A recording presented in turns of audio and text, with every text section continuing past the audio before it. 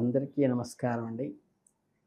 చక్కగా రాసుల్లోనే ఉభయోదయ రాశి అయినటువంటి మీకు మీనరాశి అంటే మత్స్యరాశి, ఈ వైశాఖ మాసంలో తెలుగు మాసాల్లో రెండో మాసమైన వైశాఖ మాసంలో ఫలితాలు ఎలా ఉంటాయి అంటే ఈ మే 2025లో ఫలితాలు ఎలా ఉంటాయని తెలుసుకుంటే, వీళ్ళు కొన్ని రంగాల్లో వృద్ధి కనిపించినప్పటికీ మరికొన్ని సవాళ్ళను కూడా ఎదుర్కొంటూ ఉంటారు అంతర్గతంగా. అలాగే ఏంటంటే వీళ్ళు ఈ సాధారణంగా అనుకూల స్థితిలో పరిగణించబడదు. వ్యాపార పరంగా ఈ నెలలో కొన్ని బలహీనతలు ఏర్పడి ఉండవచ్చు. పెట్టుబడుల పట్ల ఆసక్తి ఉన్నప్పటికీ అనిశ్చిత ఇన్బ్యాలెన్స్‌నెస్ ఉంటుంది. విద్యార్థులకి ఈ నెలలో మధ్యస్థ ఫలితాలను ఇస్తుంది. కాకపోతే తోబుట్టువుల మధ్య సహకారము, సానుకూలత అంశంగా ఉంటుంది. ప్రేమ మరియు శృంగార జీవితంలో అపార్థాలు కొంచెం వస్తాయి.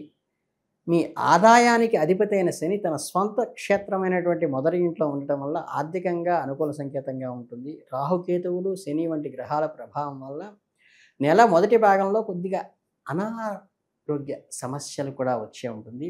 రెండవ భాగంలో అంటే ఉత్తరార్ధంలో ఉపశమనం కలుగుతుంది. మీకు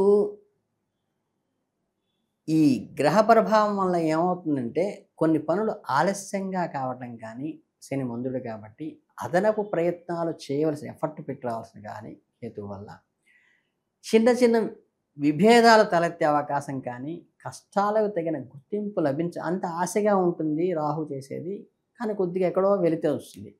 అట్లా అధికారితో సంబంధాలు కూడా అంతంత మాత్రంగా ఉండే అవకాశం ఉంది. కాబట్టి ఈ రాహుకేతువుల పూజ అయితే తప్పనిసరిగా చేసుకోండి. మీ పనితీరును మెరుగుపరచడానికి ప్రయత్నించి మరియు వారి సూచనలను సానుకూలంగా తీసుకోవడం ప్రయత్నించండి. అలాగే వివాదాలకు దిగటం అంత మంచిది కాదు ఈ నెలలో. చక్కగా సంయమనంతో వ్యవహరించండి. కొత్త ఉద్యోగం కోసం ప్రయత్నం చేస్తున్న వారికి అంత అనుకూలంగా ఉండకపోవచ్చు. అలాగే ఆశించిన అవకాశాలు కూడా చేజారిపోవచ్చు. కాబట్టి నిరుత్సాహపడకుండా పట్టుదలతో, సంయమనంతో, నిబద్ధతతో ముందుకు వెళ్ళండి. వ్యాపార పరంగా ఈ నెల కొత్త బలహీనంగా ఉన్నప్పటికీ కూడా కొత్త పెట్టుబడులు పెట్టాలనే ఆలోచన మీకు ఉండవచ్చు. కానీ పెట్టుబడిలో అనిశ్చిత వచ్చే అవకాశం ఉన్నది. కాబట్టి ఆచితూచి పెట్టుబడి పెట్టండి, లేదా కొత్త వ్యాపారాలు ప్రారంభించడం మంచిది కాదు. ఇప్పటికే ఉన్న వ్యాపారాన్ని స్థిరంగా కొనసాగించడానికి ప్రయత్నించండి. ఖర్చులు తగ్గించుకుంటూ ముందుకు వెళ్ళండి. అదే మీకు చాలా ఉపయోగపడుతుంది. భాగస్వామ్య వ్యాపారంలో కొన్ని సమస్యలు తలెత్తే అవకాశం ఉంది. కాబట్టి పార్ట్నర్స్తో కూడా కొంచెం తగ్గి ఉండండి. శాంతియుతంగా ప్రతి సమస్యని పరిష్కరించుకోండి. కమ్యూనికేషన్ స్కిల్స్ పెంచుకోండి. వ్యాపార సంబంధిత ప్రయాణాలు ఉండవచ్చు. అవి అంతగా లాభపాయకంగా ఉండకపోవచ్చు. మార్కెట్లో పరిస్థితులు కూడా మీకు అనుకూలంగా మార్చుకునే ప్రయత్నం కృషితో చేయవలసిన అవసరం అయితే వస్తుంది. నిపుణుల సలహాతో మాత్రమే ముందుకు వెళ్ళటం మంచిది.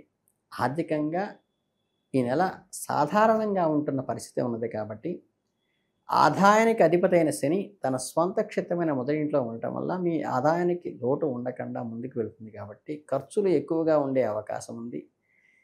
జాగ్రత్తగా ఇప్పుడైతే రన్నింగ్ ఏదైతే బిజినెస్ ఉందో జాగ్రత్త చేసుకోండి. ఉన్న ఉద్యోగాన్ని అంటే ఎక్కువ ఎక్స్పాన్షన్ కాకుండా స్టెబన్గా అడక్వేట్గా నడుస్తుంది. కాబట్టి సరిపోయినంత ఉంటుంది. కాబట్టి ఉన్నదాన్ని జాగ్రత్తగా కాపాడుకోండి. పెట్టుబడి విషయంలో జాగ్రత్తగా ఉండండి. అలాగే ఈ రుణాలు తీసుకోవటం ఇవ్వటం కూడా మనం పెట్టుకోవద్దు. ఉన్న దాంట్లో నడిపించండి.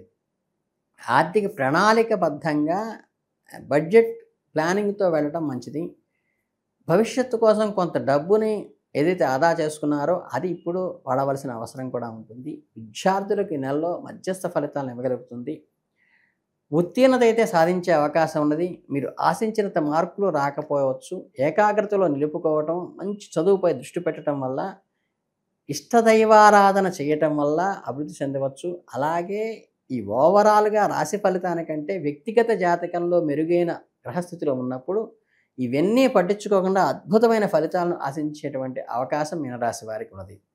అలాగే సరైన విశ్రాంతి తీసుకోండి. స్నేహితులు, ఉపాధ్యాయుల నుండి వాళ్ళు చక్కగా సలహాలు తీసుకోండి. ఉన్నత విద్యను అభ్యసిస్తున్న విద్యార్థులు ఏమైనా కొన్ని సవాళ్లతో కూడినప్పటి విజయాలను సాధించేటువంటి అవకాశం కూడా ఉన్నది. కాబట్టి సమయపాలన పాటించండి. సమయాన్ని వృధా చేసుకోబాకండి. మీరు చక్కగా మీ ఎల్డర్స్ యొక్క సలహా సూచనలతో ముందుకు వెళ్ళడం వల్ల చక్కగా బాగుపడే అవకాశం ఉంది. కాబట్టి చిన్న చిన్న విషయాలపై వాదనలు, మనస్పర్ధలు రాకుండా చూసుకుంటూ ముందుకు వెళ్ళడం చాలా ముఖ్యం. అలాగే మీ తోబుట్టువులతో ఒకరినొకరు సహకరించుకోండి. మధ్య నుంచి సంబంధాలు వచ్చేటువంటి అవకాశం ఉంది. కాబట్టి కుటుంబంలో శాంతిని నెలకొల్పడానికి మీరు ప్రయత్నించడం, మీ అందరితో సామరస్యంగా ఉండటం మీకు చాలా ముఖ్యమైన సూచనగా ఇప్పుడు చెప్పడం జరుగుతోంది. అలాగే మీకు కొంత మానసిక ఒత్తిడి కూడా కలుగుతుంది. ఈ మెంటల్ స్ట్రెస్ నుంచి బయటపడటానికి యోగం, ధ్యానం లాంటివి చేయండి. ప్రతిదాన్ని కర్మణ్యే వ్యాధికారస్తు మా ఫలేషు కదాచన అన్నట్టుగా ఈ కర్మ ఫలితం గురించి ఆలోచించకుండా కర్మ చేసుకుంటూ వెళ్ళండి.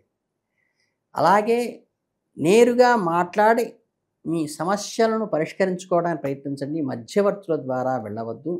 డబ్బు ఖర్చు చేయవలసిన అవసరం వస్తుంది. కాబట్టి ప్రతిదాన్ని మనసు విప్పి మాట్లాడుకోవటం వల్ల తాత్కాలికంగా కాకుండా శాశ్వతంగా మీ సమస్యలు పరిష్కరించుకునే అవకాశం ఉన్నది. కాబట్టి దీన్ని సానుకూలంగా స్వీకరించడానికి ప్రయత్నించండి. ఇక శృంగార జీవితానికి సంబంధించిన నెలలో కొంత క్లిష్టతరంగా ఉన్నప్పటికీ 5వ ఇంట్లో కుజుడి యొక్క బలహీన సంచారం వల్ల కొన్ని అపార్థాలు చేస్తాయి. మీ భాగస్వామ్యంలో కమ్యూనికేషన్లో కొద్దిగా స్ప్లిట్ వస్తుంది. కాబట్టి అక్కడ కూడా సంయమనంతో ఓపెన్ హార్ట్తో ముందుకు వెళ్ళటం వల్ల మీరు ముందుకు వెళతారు.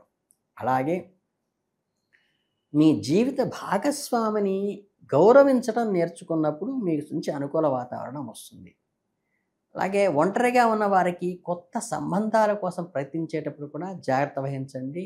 తొందరపాటుతో ఎవరిని నమ్మి ఏ నిర్ణయాలతో వారికి దగ్గర కావడం అంత మంచిది కాదు. అలాగే మీరు చేయవలసింది ఏంటంటే జీర్ణ సంబంధ అబ్డామినల్ సమస్యతో కూడా మిమ్మల్ని బాధించవచ్చు. ఆహార విషయంలో జాగ్రత్త వహించడం మంచిది.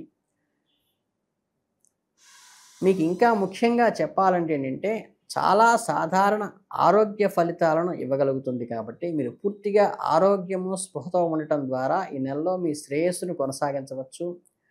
క్రమం తప్పకుండా వ్యాయామం చేయటము, ఆరోగ్యపరమైన ఆహారం తీసుకోవటము, తగినంత నిద్రపోవటం ముఖ్యము. ప్రతిదాన్ని సమయస్ఫూర్తితో జాగ్రత్తగా వ్యవహరించటము చాలా ముఖ్యమైన గీటురాయిగా చూసుకోవాలి. అట్లాగే మీరు ప్రయత్నపూర్వకంగా ప్రతిదాన్ని వాయిదా పడకుండా ముందుకు తీసుకెళ్ళవలసిన అవసరం అయితే మీకు ఉన్నది. నేత్ర సంబంధమైనటువంటి అనారోగ్యాల నుంచి కూడా బయటపడటానికి ప్రయత్నించండి. అలాగే మతపరమైన కార్యక్రమాల్లో పాల్గొనడం కానీ, దైవిక విషయాలపై దృష్టి పెట్టడం కానీ, దేవత ఆరాధన చేయటం వల్ల కానీ వీటి నుంచి బయటపడేటువంటి అవకాశం పూర్తిగా ఉన్నది. కాబట్టి దేవాలయం సందర్శించటము లేదా ఆధ్యాత్మిక గురువుల నుండి ఉపదేశాలు పొందటము మీకు ప్రయోజనకరంగా ఉంటుంది. దొంగ గురువులను నమ్మి ముందుకు వెళ్ళొద్దు.